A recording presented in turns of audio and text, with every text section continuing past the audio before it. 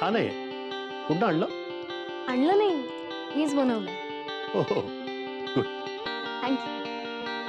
ते असंच काहीतरी बनवत असते मी, टाइमपास. तुम्ही खरंच कैवल्याला घेऊन जायला आला? हो म्हणजे विचार तर तोच आहे, पण तो यायला हवा ना. नको यायला. हा, नाही म्हणजे तुम्हाला तर माहितीच असेल ना किती हट्टी आहे तो. खूप हट्टी आहे, पण असं असं सहज रेडी नाही होणार गब्बू यायला. मी त्याला गब्बू म्हणते आणि तो मला ससा म्हणतो. सिक्रेट आहे आमच्यातलं, गब्बू ससा ससा. मी काय म्हणत होते? हा, हट्टी आहे तो खूप, पण मनाने खूप चांगला आहे, खूप अंडरस्टँडिंग आहे. म्हणजे आपला असा एखादाच बेस्ट फ्रेंड असतो जो आपल्या सोबत असला की आपल्याला खूप सेफ वाटतं ना, तसा आहे तो. हो मी समजू शकतो. मला खरंच वाटतंय कैवल्य येईल तुमच्यासोबत. सॉरी म्हणजे काय पण बोलत असते मी. आता बघा ना, उद्या माझे मॉम डॅड मला घ्यायला आले तर मी पण जाईल ना त्यांच्यासोबत. काय पण ते येणार नाही ते वेगळं. आम्ही कैवल्याला भेटायला आलो तर चालेल ना? नाही नाही नाही, म्हणजे रोज नाही येणार, पण एक वीक मधून एक 1 2 4 डेज. एक दिवस कसं भेटणार ना? नाहीतर त्याचा मूड झाला आणि तो इकडे भेटायला आला तर चालेल ना? अगं काय चाललंय तुझं? मी काय त्याला तुमच्यापासून हिरावून घ्यायला नाही आलोय. म्हणजे तो परी कथेतला राक्षस असतो वगैरे तसं. हा, अगं तो तुमचाच मित्र आहे आणि तसाच राहणार. मी माझ्या मुलाला घेऊन जायला आलोय, तुमच्या मित्राला नाही.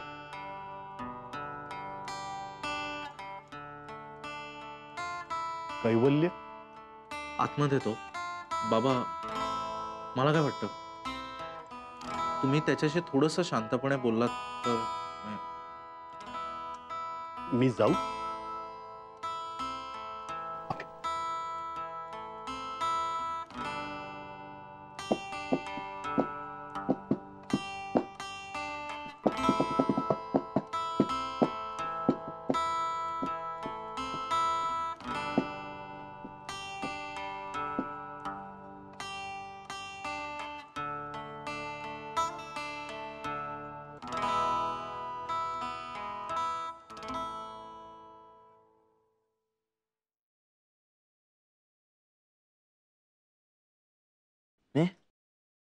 कपडे धुवून झाले सगळे. गेले ना कैवल्याचे बाबा? नाही, बेडरूम मध्ये गेलेत. कैवल्याशी काहीतरी प्रायव्हेट बोलतात. याला काय बोलायचं प्रायव्हेट बापलेखाला? आशू कैवल्याचे बाबा त्याला परत घेऊन जाण्यासाठी आले.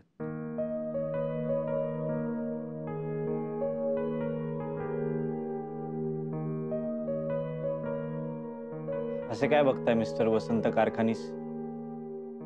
माझ्या घरात मीच ऑकवर्ड होतोय. कैवल्य, घरी येतोस ना? कुठे? घरी. कोणाच्या? तुमच्या? अरे ते तुझंच घर आहे.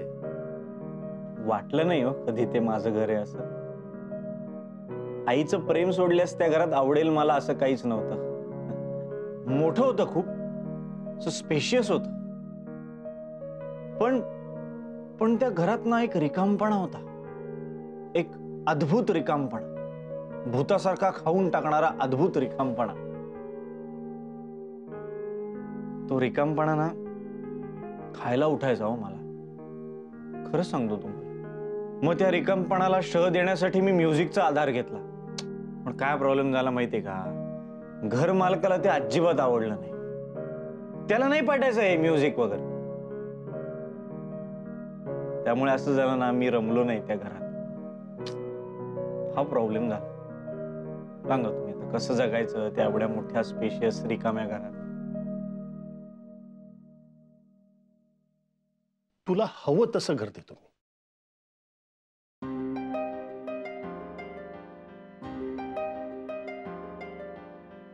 ओके. तर ही ऑफर आहे का तुमची? हवं तसं घर द्याल तुम्ही, ओके. नाही पण काय माहितीये का मिस्टर वसंत कारखानीस, मला हवं तसं घर मिळालंय ऍक्च्युली मला. हे बघताय ना तुम्ही, हे माझं घर, हेच आता माझं घर. थोडस छोटं आहे घर, त्यात आम्ही 6 लोक राहतो, 3 मुलं 3 मुली, त्यामुळे गिचपीड होते. अशी स्पेस मिळत नाही आपापली कधी कधी. त्यात प्रत्येकाच्या सवयी वेगळ्या आहेत, आवडी वेगळ्या आहेत, त्यामुळे खटके उडतात, इरिटेशन वगैरे होतं, भांडणं पण होतात. हा, असंही होतं कधी कधी एखादा माणूस तुमच्या आयुष्यात थोडा जास्तच घुसतो, কিন্তু खूप राग येतो तसं झाल्यावर. असं आहे ना मिस्टर वसंत कारखानीस, जेव्हा कधीच कोणीच तुमच्या आयुष्यात घुसत नाही ना, तेव्हा जो एकटेपणा वाटतो ना, तो काय सांगू तुम्हाला, तो एकटेपणा असा माइंड ब्लोईंग असतो, असा अद्भुत असतो. आणि तो जो एकटेपणा आहे ना, हा माइंड ब्लोईंग एकटेपणा, हा मला ना तुमच्या घरात मिळायचा, माहितीये का? फार छान मिळायचं तुमच्या घरात. मी चुकलो रे, मी चुकलो तेव्हा. नाही येत आलं मला तुला समजून. नाही नाही नाही नाही नाही नाही नाही मिस्टर वसंत कारखानीस, नाही नाही. अहो तुम्ही तुम्ही तुम्ही गैरसमज करून घेऊ नका. हे बघा, प्रश्न समजून घेण्याचा नाहीच आहे. आणि काय माहितीये का, प्रत्येक बाप हा थोड्याफार प्रमाणात मुलाला समजून घेण्यात कमी पडतोच. ऑब्वियस आहे ना, कारण ती दोन वेगळी माणसं असतात. आणि अगदी खरं सांगायचं तर कुठलाच माणूस दुसऱ्या कुठल्या माणसाला पूर्ण कळतच नाही आयुष्यात कधी. त्यामुळे तुम्ही मला समजून घेतलं नाही त्याचा मला राग नाही, पण माझ्यातल्या कलाकाराचा जो तुम्ही इन्सल्ट केलात त्याचा त्रास होतो खूप. असं चर्र होत म्हणजे. आणि ते नाही का तुम्ही माझी गिटार जाळून टाकलीत बघा, हा ते काय व्हिज्युअल होत, स्टनिंग, अद्भुत व्हिज्युअल होत. ते सतत आठवत राहतं, फ्लॅश होत राहतं माझ्या डोळ्यासमोर. हा, आणि तो तुमचा डायलॉग काय म्हणला होता तुम्ही तेव्हा, कैवल्य तू राजा हो, कारण की अनेक कलावंत हे राजाकडे आश्रित असतात. तू कलावंत होऊ नकोस, तू राजा हो. तू राजा झालास ना, तर कला आपोआप तुझे पाय चाटतील. तुम्ही समजून नका घेऊ एक वेळ, पण चिरडून तरी टाकू नका ना. Really sorry. काय sorry? Did you just say sorry? Mister Vasant Karkhanis, did you just say sorry? अरे काय, the great businessman mister Vasant Karkhanis हे एका अत्यंत क्षुद्र म्युझिशियनला सॉरी म्हणले? कसं काय? अरे कमाल आहे यार, कसं काय झालं असं? एक सिरियसली सांगा मला, हे रिअलायझेशन असं अचानक कसं काय झालं तुम्हाला? तू घर सोडल्यापासून मी खूप डिस्टर्ब होतो. बराच वेळा विचार केला की तुला बोलवायला यावं, तुला भेटावं, पण माझा इगो मध्ये आला. इगो? मग आता कुठे गेला इगो? संपला का असा होल्ड करून ठेवलाय? मी खरं बोलतोय रे कैवल्य. अरे माझा संपूर्ण कठोरपणा गळून पडलाय. माझ्यातला बिझनेसमन वसंत कारखानीस हरला, तुझा बाप जिंकला.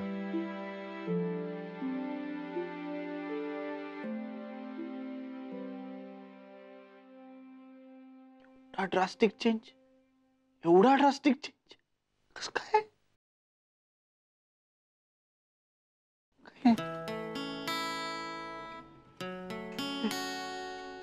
कमाल आहे मिस्टर वसंत कारखानीस, तुमचं तेवढा ड्रास्टिक चेंज कसं काय झालं? तुम्हाला आईने इमोशनल करून पाठवलं ना, है ना? खरं सांगा, आईने इमोशनल केलं आणि पाठवलं ना तुम्हाला इथे? खरं सांगा. नाही, अरे मी स्वतःहून आलोय. माझी चूक मला कळलीये. माझ्या मेहनतीवर मी इतका मोठा झालो आणि त्या सगळ्या ह्याच्यात मी इतका व्यवहारी झालो, इतका कठोर झालो. तुझ्यातला कलावंत दिसला नाही रे मला. मला फक्त तुझ्यात बिझनेसमन दिसत होता, पण तू नव्हताच बिझनेसमन.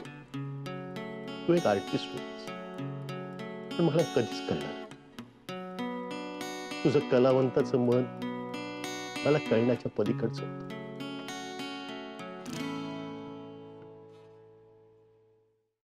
कैवल्य,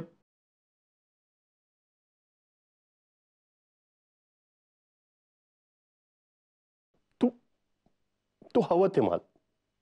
तू सांगशील ते करायला मी तयार आहे. तुझ्या आणि म्युझिकच्या आड मी येणार नाही. तुला तुला काय करायचंय सांग. हवा तेवढा पैसा होतो. तुला तुला म्युझिक अकॅडमी काढायची, आपण काढू. तुला तुला म्युझिक फॅक्टरी काढायची, यू जस्ट टेल मी. सांग मला, आपण काढू ती.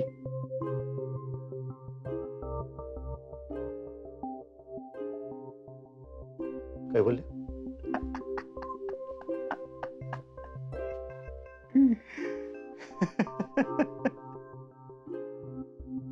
You haven't changed, Mr. Vasant Karkhan. You haven't changed a bit. हे ऐका रे, हे वसंत कारखानेची ऑफर कळली आहे काय ते? इंटरेस्टिंग ऑफर आहे. हा, त्यांना माझ्यासाठी म्युझिकची फॅक्टरी काढायची. म्हणजे काय करायचं माहितीये का, की एक काउंटर असणार, मी इथे बसणार असा. हा, सगळी लोक येणार माझ्याकडे, मला त्यांच्या चाली ऐकवणार. त्यातल्या ज्या चाली मला आवडतील ना त्या मी सिलेक्ट करणार आणि मग ते विकायच्या. म्हणजे बेसिकली काय की धंदा करायचा आणि पैसे कमवायचे. म्युझिकची फॅक्टरी काढायची. काय, कशी वाटते ऑफर? बोल बोल, कशी वाटते? पैसे कमवणं वाईट आहे?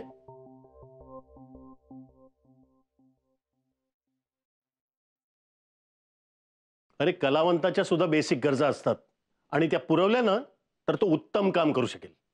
तुमच्या माहितीसाठी सांगतो, काय ना, तुमचं घर सोडल्यापासून माझ्या गरजाच कमी करून घेतल्यात मी. या रेशमाला विचारा, हिच्या हातचे पोहे खाल्ले ना की तृप्त होतो मी. ए आशू, यांना सांग रे, मला कुठे चाली सुचण्यासाठी हिल स्टेशनला जायची गरज नाहीये.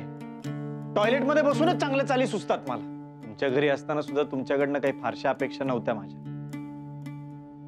कधीतरी एकदा जवळ बसून एवढं जरी विचारलं असतं की काय कैवल्य, काय कंपोज करतोयस नवीन, ऐकव तुझी एखादी ट्यून, तरी बरं वाटलं असतं. किंवा नुसते माझ्या शेजारी बसून 4 शब्द जरी बोलला असतात ना तरी मी समाधानी असतो. फार काय नाही रे, बेसिक करतायत मला. अरे, म्हणून म्हणतोय घरी चल. आता कुठला बाप त्याच्या मुलाचं वाईट चिंतेल? मला ह्याचं काही कळतच नाहीये. आता ह्याचा तो मित्र आहे ना, तो म्युझिकवाला अनमोल कुमारच. ओ अच्छा, असं झालंय का?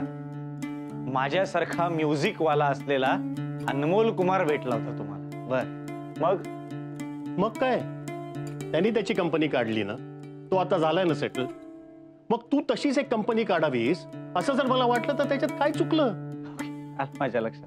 सो बेसिकली अनमोल कुमार सारखं आपल्याला म्युझिकचा धंदा करायचा आहे. हा, तो बाजारात मांडायचा आहे आणि नंतर त्याचा सोहळा करायचा आहे. राईट? इनफ कैवल, जस्ट स्टॉप इट ना. नुसत्या कलेला मोल नाहीये, पैसा हा लागतोच. अरे, तुला कळत नाहीये का मी काय सांगतोय ते? नुसत्या कलेनं मोठा होता येत नाही. पण मला मोठं व्हायचं कोणी सांगितलं तुम्हाला?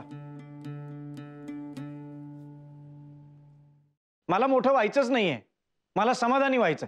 अरे, मग घरी राहून हो ना.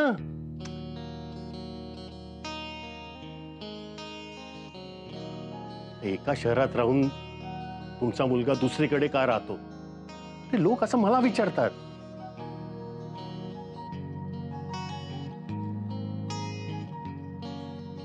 अच्छा, म्हणजे त्या सगळ्या प्रश्नांची उत्तरं तुम्हाला द्यावी लागू नयेत म्हणून तुम्ही इथे आलात का? मीही तुझ्यासारखा बंडखोर होतो, पण मी माझी सर्व एनर्जी स्वतःला सिद्ध करण्यात वापरली. तुझ्यासारखा असा मित्रांबरोबर टाइमपास करण्यात नाही.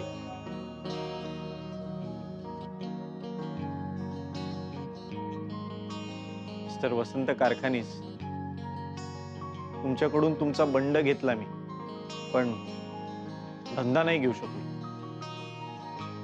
आणि 2 गोष्टी,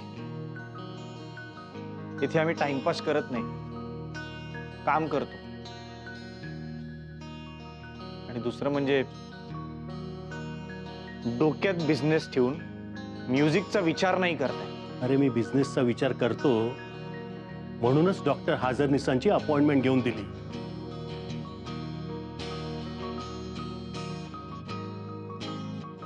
माझ्या आईला मी परत कधीही भेटायचं नाही या बोलीवर.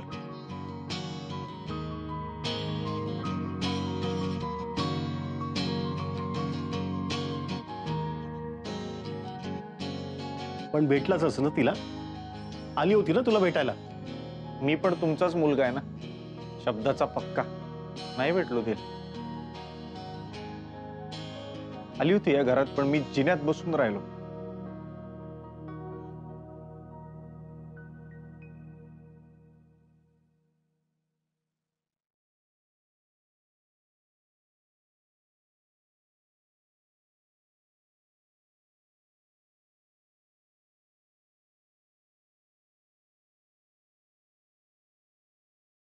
कैवल्य, तू भेट तुझ्या आईला. त्याचा तुम्हा दोघांनाही त्रास होतोय आणि मी तुम्हा दोघांना दुःखी बघू शकत नाही. काका काका ऐका ना, मला थोडंसं बोलायचंय. काका हे बघा, वडील म्हणून तुमची कैवल्यविषयीची जी काळजी ना ती अगदी स्वाभाविक आहे आणि ती आम्हाला सगळ्यांना कळते. पण त्याचं आयुष्य सेट करण्याच्या नादात तुम्ही त्याचा स्ट्रगल नका सेट करू. अहो, फार कमी मुलं असतात जी स्वतः झगडा करून काहीतरी मिळवण्याचा प्रयत्न करतात. तुम्ही त्याचा स्ट्रगल सेट करताय ना, त्याचा त्रास होतोय त्याला. तुम्हाला काही करायचंच असेल ना त्याच्यासाठी, तर त्याच्यावर विश्वास दाखवा ना थोडासा, जसं आमच्या सगळ्यांचा आहे त्याच्यावर. खरंच सांगतो, फार मोठा होणार आहे तो.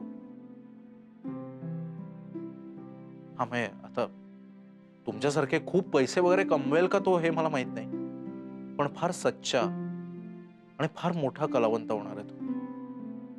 खरंच सांगतो. इनफॅक्ट एक मजेदार गोष्ट सांगू का?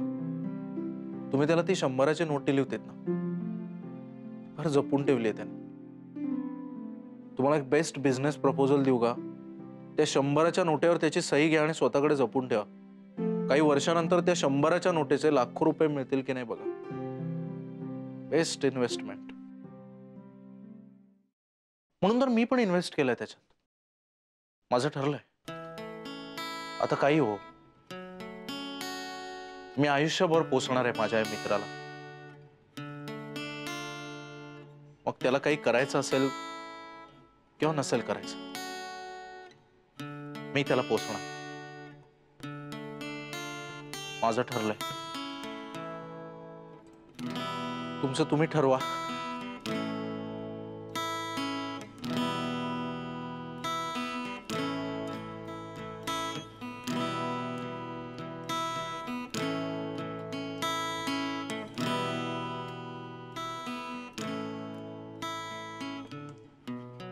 कुठे बॅग कुठे? चल, केशव लॉजला सोडायचं आहे ना तुला. चल. ए, काय चाललंय? इकडे मा. काय होतंय सुचित? जाऊ दे त्याला, जाऊ. ए, इतके धोकादायक मित्र नको आहेत आपल्याला. तुझं काय बोलतोय तू? सायको झालंस का याच्यासारखं तू पण? नाही नाही, खरंच. काय केलंस तू? स्वतःच्या आईला न भेटण्याच्या किमतीवर माझ्या बहिणीसाठी डॉक्टरांची अपॉइंटमेंट मिळवली. फार धोकादायक आहेस तू. सॉरी. मी मुद्दाम नाही सांगितलं रे तुला. तुला सांगितलं की तू असं सेंटी होतोस आणि मग मिठी वगैरे मारतोस. मला नाही आवडत आहे तसं. सांग त्याला. पण आता मी मूर्खच आहे ना. मला माफ करशील का? मला वाटायचं पियूसाठी आजपर्यंत सगळ्यात जास्त मी केलंय. पण माझ्यापेक्षाही जास्त तू केलंयस आणि त्यावरच भांडलो. मी तुला म्हंटलो की हा आमचा फॅमिली मॅटर आहे, आमच्यामध्ये पडू नकोस.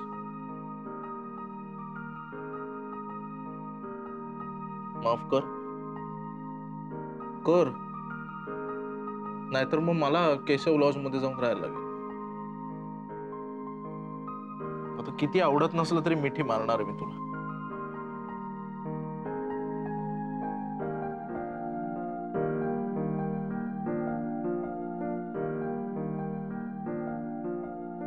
बघ सांगितलं होतं ना, कोणी कुठे जात नाही.